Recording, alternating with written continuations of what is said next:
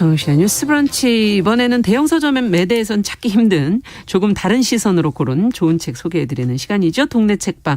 오늘은 책방 사춘기 유지연 대표 자리해 주셨습니다. 어서 오십시오. 네, 안녕하세요. 네, 오늘은 어떤 책을 저희가 같이 읽어볼까요? 네, 오늘은 문화 비평가이자 그리고 걷기의 인문학, 남자들은 자꾸 나를 가르치려 든다라는 책으로 우리에게도 잘 알려진 에세이스트 리베카 솔릿이 다시 쓴 동화 해방자 신데렐라입니다. 네, 이 맨스 이스플레인 맞아요, 맨스플레인으로 많이 알려져 있죠. 줄여서 얘기하죠. 네네. 네. 그거를 알려진 리베카 솔릿이 이렇게 동화도 썼군요. 네, 저희가 잘 알고 있는 그 수백 가지 판본이 존재하는 신데렐라 이야기에 해방자라는 새로운 얼굴을 찾아냄으로써 변신, 자유, 자신의 삶을 개척하는 활기를 지닌 인물로 이 시대에 이제 새롭게 신데렐라 이야기를 새롭게 또 꺼내줬어요. 예, 해방자라는 단어 매우 강렬한 느낌이 드는데 기존 신데렐라랑 어떤 차이가 있을까? 제목만 보면서도 궁금해지네요. 그렇죠. 네. 사실 동요 가사로도 익숙하듯이 이제 계모와 언니들에게 구박을 받으면서 가사노동에 시달리던 신데렐라가 데모 요정의 도움으로 무도회를 가고 인생 역전의 신분을 상승하는 것이 기존의 신데렐라 스토리의 서사라면, 그렇죠. 네, 해방자 신데렐라는 기본 설정은 사실 비슷한데요. 지금 이 시대에 맞는 자립, 독립이라는 가치를 보여주면서 인물들의 성격 또한 그렇게 그려지고 있어요. 예를 들면 이제 사악한 언니도, 그다음에 이제 말로 변하는 쥐도 존중받는 삶이 있고 사연이 있다는 것을 보여주기도 하고, 자기의 자유를 중시하고 자기다운 삶을 향해 독립을 목적으로 하는 신데렐라와 왕자라는 캐릭터를 통해 말 그대로 모든 사람들이 자유롭게 자기가 되는 해방자로서의 의미를 다시 보여주고 있습니다. 네, 그렇군요. 여기서 뭐 한 대목을 좀 본다면 신데렐라의 그 안에서 한 대목을 좀 읽어주시면서 같이 얘기를 좀 더 해보면 좋을 것 같아요. 네, 39페이지에 나오는데요. 신데렐라는 데모 요정은 아니지만 마법 능력이 없어도 해방자가 될 수 있었어. 해방자란 다른 사람들이 자유로워지는 길을 찾도록 돕는 사람이야.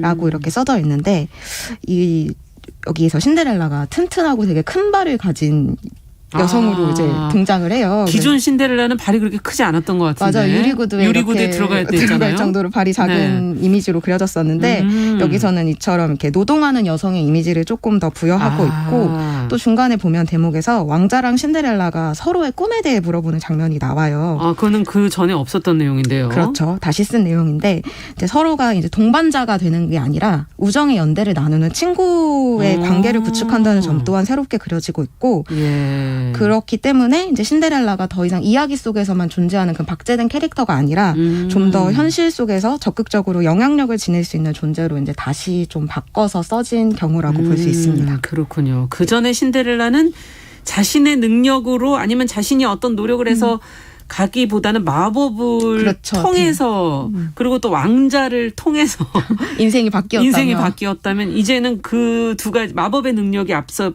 읽어주신 것처럼 없더라도 할 수 있다. 네, 그렇죠. 자유로워질 수 있다 이런 얘기인 것 같고, 왕자하고도 굉장히 동등한 관계를. 네, 동등하게 너의 꿈은 뭐니?라고 막 물어보면서 나는 뭐 꿈이 이래 이런 걸 이렇게 나누는 이제 그러니까 연인의 관계가 로맨틱한 관계보다는 이제 좀 더 친구, 인간의 관계, 네, 서로 동등한 관계로서 그려지고 있어요. 네. 어찌 보면 전혀 다른 얘기네요.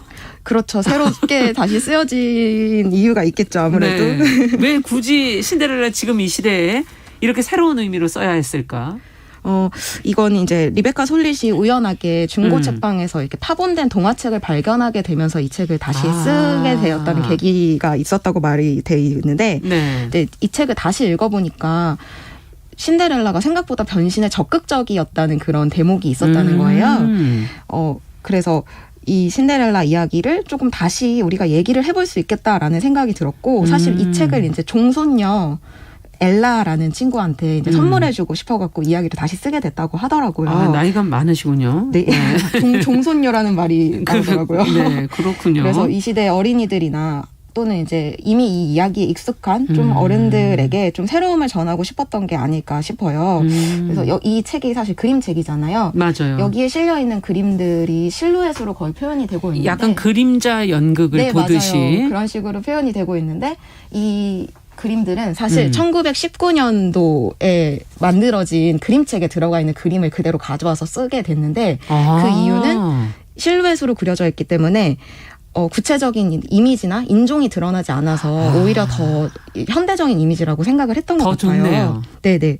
그래가지고 이제 리베카 솔릿이 다시 이 이야기를 쓰게 됐고 여기서 말하는 그 해방이라는 의미가 결국에는 분명하게 여성들에게 하고 싶었던 이야기였음을 뒤에 이제 작가의 말을 보면 알 수가 있는데 뭐라고 되어 있습니까? 네, 짧게 읽어보자면 과도한 노동에 시달리고 함부로 취급받는 아이들, 혼자라고 느끼는 아이들에 대한 사랑과 해방의 희망에 대한 책이기도 합니다.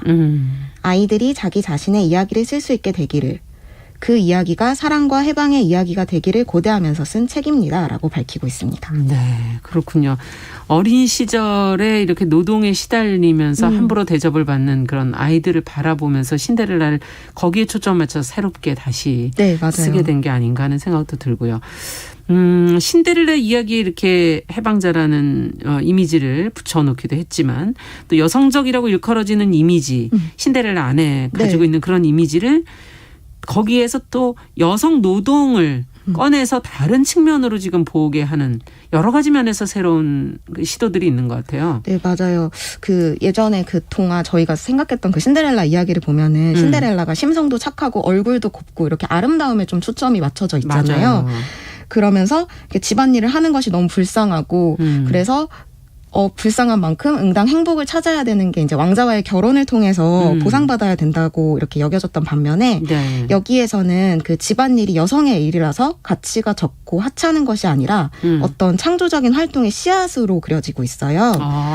자신이 이제 노동을 한다는 것에 초점을 맞추고 그 집안일을 신데렐라가 좋아하고 그 좋아하는 일을 하면서 꿈을 연결시켜가지고 결국 자신만의 케이크 가게를 여는 것이 이 신데렐라의 꿈이거든요. 그래요. 네, 그것이 이제 그렇게 나다운 삶, 나만의 삶을 찾는 것이 신데렐라의 진짜 행복이다라는 거를 보여주고 있고, 이게 또 재밌는 점이 왕자 역시 마찬가지로 여기서 왕자 이름이 네버마인드라는 이름으로 나오는데, 네. 그냥 아름다운 왕비를 만나서 그냥 왕이 자연스럽게 돼서 이 나라를 다스리며 사는 것이 행복한 것이 아니라 왕자도 사실은 성에서 할 일이 아무것도 없고 친구도 없고 외로운 존재고. 생각해보니 그러네요. 네, 맞아요. 낮에는 좀 땀 흘려 일하고 밤에는 좀 푹 잘 수 있는 약간 노동이 필요한 존재라고 이렇게 보여지는 측면이 있어요. 그리고 이제 신데렐라 역시 노동을 하기 때문에 누구와도 우정을 나눌 수 있는 시간이 없다 보니까 둘 다 외롭네요. 네, 그래서 데모 요정이 그러면 너네 둘이 친구가 되면 되겠다 이런 식으로 해서 친구의 관계를 이제 맺게 되는 점도 약간 이제 새롭게 그 여성적인 로맨틱한 점을 조금 없애고 이렇게 노동을 통해서 그리고 노동을 그 원하는 신데렐라라는 그 존재와 왕자라는 존재가 가지고 있는 그런 고민들. 네, 맞아요. 예, 뭐 외로움이라든가 네. 서로 친구가 없다든가 이런 상황들을 놓고 비슷한 점이 있다는 걸 발견해내는 거군요. 좀 더 인간적인 면모를 보여주고 싶었던 것 같아요, 인물에. 네, 이거는 정말 그림자 이런 동화로만 볼 수 있는 게 아니라 한편의 소설로도 충분히 만들 수 있지 않을까 하는 생각도 들 정도인데, 해방이라는 게 그러면 결국은 나다움을 찾는 거? 네. 앞서 말씀해 주신 것처럼 맞아요. 그렇게 봐야 되는 건가요? 네, 약간 이제 요즘의 가치라고 보는 거랑 비슷하다고 생각을 할 수 있을 것 같아요. 아까 예. 말씀드렸듯이 그 데모 요정이 그 동물들한테도 자신의 삶을 결정할 수 있는 권리를 주는 대목이 있어요. 동물들한테도? 네, 말한테 말로 사는 것이 행복한지 묻고, 그리고 또 새끼쥐들이 기다리고 있는 쥐에게는 뭐 본래 모습으로 돌아가게 해준다든지, 그리고 모험을 좀 더 원하는 어떤 여성 쥐에겐 마차꾼 여자로 살면서 더 많은 모험을 할 기회를 준다든지, 이렇게 변신이 이전과 완전히 다른 삶이 아니라 자기가 원하는 삶, 자신의 행복을 찾을 수 있는 기제의 판타지로 작용을 하고 있고, 네. 신데렐라 역시 제투성이에서 아름다운 아가씨로의 그 180도 다른 삶이 아니라 예. 독립할 수 있는 용감한 존재라는 새로운 가치를 좀 보여주는 변신의 의미를 담고 있습니다. 데모 요정이 하는 마법은 현실 속에서 이루어지는 것이지 어디 뜬금없게 전혀 다른 내용이 아니라는 거군요. 그렇죠. 네, 아주 현실적인. 네, 네. 좀 더 이렇게 물어보고 들어보고 이제 너가 원하는 것, 진짜 원하는 것을 내가 들어줄 거야라는 그런 의지가 좀 있는 것 같아요. 그러면 아이들과 함께 읽으면서 너의 진짜 꿈은 뭐야? 이런 질문도 할 수 있겠네요. 그럼요. 이 책을 아이와 함께 네, 읽는다면. 심지어 왕자와 공주에게도 꿈이 있는데 너희들의 그럼 진짜 뭐니? 꿈은 뭐니? 라고 물어봐 줄 수도 있을 것 같아요. 네, 그리고 진짜 마법이라는 건 이렇게 현실 속에서 네. 이루어지는 거란다 하는 대목도 얘기해 줄 수 있을 것 같고요. 자, 그런데 참 어찌 본다면 재해석이 대단하네요. 거의 재창작의 수준이 아닌가 하는 생각도 드는데. 네, 완전히 다시 쓴 이야기라고도 볼 수 있죠. 익숙하지만. 예. 네. 어쨌든 해방자라는 단어가 거창하다고 생각했는데 듣다 보니까 삶을 다시 찾는 어떤 존재. 예. 네. 굉장히 우리 삶에서 필요한 부분. 네. 지금 우리가 좀 어찌 보면 여러 가지 환경 속에서 휘둘리면서 나를 찾지 못하고 있던 게 아닌가 하는 그런 생각도 좀 들기도 해서요. 맞아요. 조금 더 반갑게 느껴지긴 하네요. 네. 왕자나 공주가 이제 자기만의 꿈을 찾고 이제 신데렐라가 결국엔 마지막에 진짜 자기 이름인 그 뭐예요? 신더라는 그 제를 제외하고 엘라라는 자기 원래 이름을 그게 찾게 되거든요. 본인 이름입니까? 네. 그리고 아까 말씀드렸다시피 그 리베카 솔릿의 종손녀 이름도 엘라예요. 그래서 어떻게 보면 이런 중의적인 의미가 있기도 하니까 지금 이 시대의 어린이들한테 조금 들려주고 싶은 이야기지 않았을까라는 생각이 들기도 해가지고 그렇군요. 네, 반갑더라고요. 반갑네요, 정말. 네네. 엘라가 본명이었군요. 네. 네. 네. 끝으로 더 얘기를 좀 정리해 주신다면. 이제 어쨌든 이렇게 리베카 솔릿이라는 우리에게 조금 뭔가 작가가 신데렐라 이야기를 다시 써서 의미 있는 거는 아까 말했듯이 단지 성별에 이제 한정되는 이야기로서 이제 보여주는 것이 아니라 나의 삶의 주인이 되고 나의 삶을 찾는 이야기이기 때문에 좀 더 지금의 어떤 이야기가 될 수 있었던 것 같아요. 네. 이러한 발견을 좀 하게 해준 게 반갑다고 해야 할 것 같고 그러네요. 어떻게 보면 용기를 좀 주는 이야기?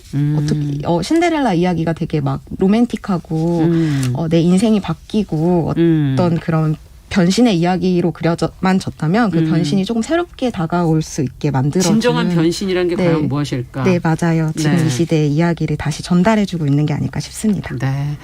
책방 사춘기 유지연 대표와 함께 오늘은 리베카 솔릿의 동화책, 정말 유일한 동화책 같이 읽어봤습니다. 해방자 신데렐라 같이 읽어봤습니다. 말씀 잘 들었습니다. 감사합니다. 네, 감사합니다. 자, 정용실의 뉴스 브런치 이제 마칠 시간이 됐고요. 정답자분들은 정용실의 뉴스 브런치 게시판에 오늘자 게시판에 들어오셔서 확인하시면 되겠습니다. 자, 저는 내일 오전 10시 5분에 다시 찾아뵙겠습니다. 감사합니다.